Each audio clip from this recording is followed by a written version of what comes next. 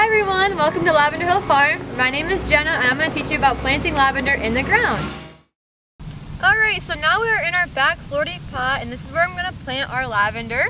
So for site selection, you are going to want to make sure that you are in a sunny location. So lavender is a full sun plant and wants 6 to 8 hours of sun every single day. So we recommend the south side of your home is like kind of the best place for that, depending on trees and that kind of thing. So make sure you have enough sunlight. The second thing is soil. So you want your soil to be sandy, and if you do not have a sandy soil spot in your yard, you can also just add some sand and mix that in, and that will be sufficient. And the third thing is space. So your lavender is a perennial. It's going to come back every year, and it's going to get really big depending on the variety. So you want to have 3 to 4 feet of space, depending on the variety. Some are more compact, but you want to make sure that you have that space for it to grow and expand so it's not going to get choked out or push other things out of the way. So that's site selection. So step 2 is you're going to dig a hole. This hole is going to be twice as deep and as wide as your lavender plant. So we're going to do that right here. So I'm using a spade to do this. And I have my soil worked up a little bit so it's easier, but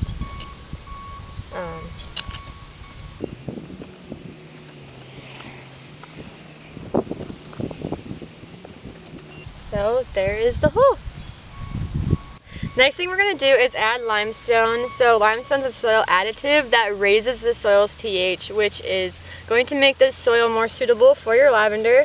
So we're just going to take a pinch. This is going to be about 1 teaspoon and just sprinkle it in, and then we are going to mix that into the soil so that it won't directly touch the roots of our lavender plant, and we don't want it to die. So this part is very crucial. So now that our soil and our site is prepared, we can now plant our lavender, the part you've been waiting for. So we're going to carefully take this out of this pot. And you can see the roots here. I'm just going to lay that in here, and then we're going to pack the soil in around the plant. And we are going to keep this soil firm, but keep out here loose because the roots are going to grow out this way. So we want to make sure that they have the looser soil so they can really move their roots that way. So So now we are going to water our lavender plant. This is going to reduce transplant shock, and transplant shock is actually deadly to the plant. So we need to make sure that this plant has the water it needs to grow, and we're going to do this for about the first 3 weeks, and after that the plant can be sufficiently watered by the rain. And if there is a particularly dry spell you notice, go ahead and give your lavender some water, but I'm just going to water this one right now.